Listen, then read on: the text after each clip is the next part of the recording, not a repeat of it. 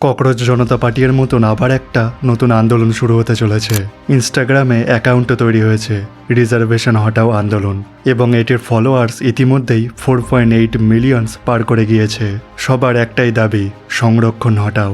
কথাটা শুনতে খুব ভালো লাগে, তাই না?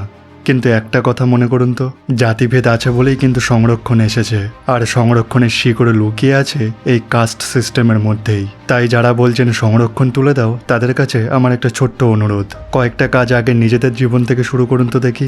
বিয়ের সময় জাতপাতে দেখা বন্ধ করুন। গ্রামগঞ্জে মানুষের জাত দেখে আলাদা ব্যবহার করা বন্ধ করুন। স্কুলে স্কুলে কাস্ট সার্টিফিকেট চাওয়া বন্ধ হোক। আর সব থেকে বড় কথা, নামের পেছন থেকে সারনেম বা পদবি তুলে ফেলুন।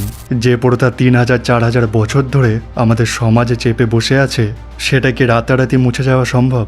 শিক্ষা তো সকলের জন্য সমান এক প্রতিযোগিতা, সেখানে জাত দেখে কোনো বৈষম্য হওয়া উচিত নয়। আমিও সেটা পুরোপুরি সমর্থন করি, কিন্তু জাতিভেদ বৈষম্যকে মুছে ফেলতে পারবেন? যেখানে আমাদের এই আধুনিক সমাজে উত্তরপ্রদেশে একটি পাত্রে জল খাওয়ার কারণে এক দলিত শ্রমিককে মারধর করা হয়, সহকর্মীর পা টিপে দিতে রাজি না হওয়ায় একজন দলিতকে হত্যা করা হয়, উত্তরপ্রদেশে একজন ব্যক্তিকে চড় মেরে জুতো চাটতে বাধ্য করা হয়, এই উত্তরপ্রদেশের লখনৌতে হ্যাপি হোলি বলার কারণে একজন দলিত যুবককে ছুরি মেরে হত্যা করা হয়।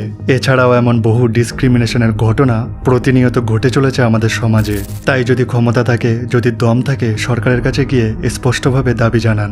যন্তর মন্তর আপনার জন্যই ফাঁকা পড়ে আছে। শুধুমাত্র সংরক্ষণ না করে এই আসল সমীকরণগুলোকে নিয়েও কিন্তু আমাদের একটু ভেবে দেখা দরকার।